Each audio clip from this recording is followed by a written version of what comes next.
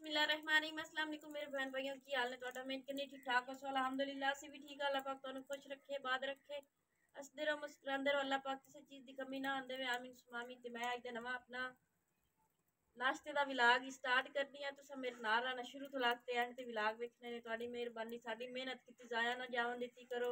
तुहाडा थोड़ा जिहा टाइम लगना ते साडी जेहड़ी ने जिंदगी सवर जानी है। तुहानू पता है बच्चे हैगे ने सिर ते इन्हां दे प्यो कोई नहीं हैगा। मैं कल्ली हां कमावां नाली ना मेरा माँ प्यो है ना मेरे भैन भरा ने।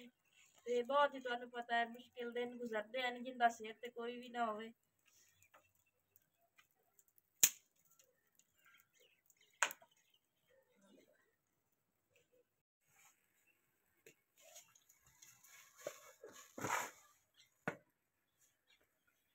पत्ती थोड़ी जी और पाइए च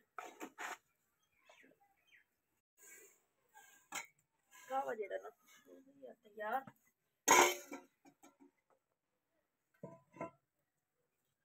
चल किसे ताईं माड़े दे ना आवे।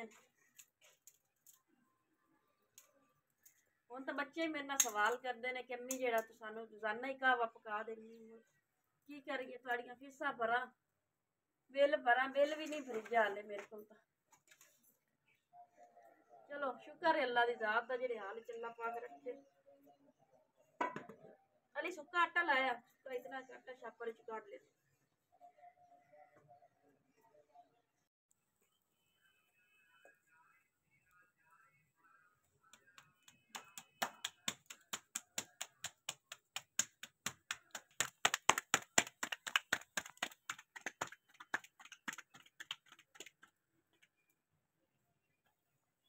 अस्सलाम वालेकुम सब बहना भाईजान।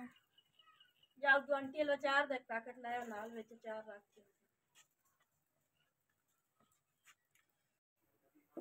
चार लाया दियो।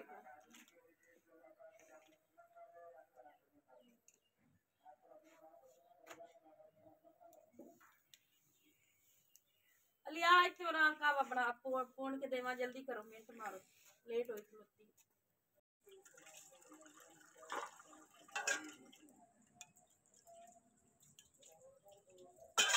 आजा आजा मेरी धी जल्दी आ रोटी खाओ।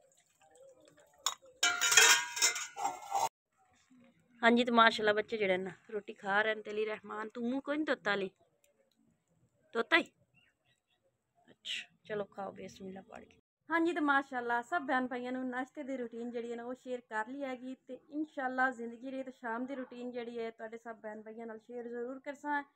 तो साडे पिंड वालियां दी नाश्ते की रूटीन जरूर वेख्या है। तो अल्लाह हाफिज़ शाम के विलाग जरूर मिलांगे।